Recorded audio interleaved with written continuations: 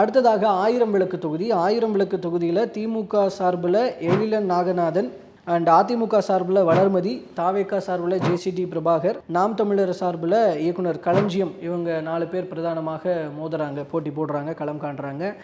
இதில் முதலாவதாக நம்ம ஆயிரம் விளக்கு தொகுதியில் வாக்காளர்கள் எவ்வளோ பேர் இருக்கிறாங்க அப்படின்னு பார்த்தீங்கன்னா 1,53,908 பேர் இருக்கிறாங்க.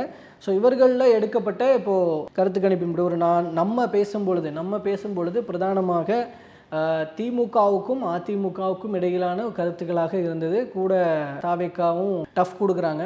ஸோ இதில் பிரதானமாக இப்படி தான் ஒரு மும்முனை போட்டியாக தான் ஆயிரம் விளக்கு தொகுதி தென்பட்டது. இவங்க எடுத்ததில் எப்படி வருது அப்படின்னு பார்க்கும் பொழுது 145 பேர் வந்து திமுகவுக்கு ஆதரவாகவும், 141 பேர் தாவேக்காவுக்கு ஆதரவாகவும், 105 பேர் இரட்டை இலை அதிமுகவுக்கு ஆதரவாகவும், 5 பேர் சீமானுக்கு ஆதரவாகவும், 4 பேர் இதர கட்சிகளுக்கும் ஆதரவு தெரிவிச்சிருக்கிறாங்க. ஸோ பிரதான போட்டிங்கிறது திமுகவுக்கும் தாவேக்காவுக்குமானதாக மாறி இருக்கு.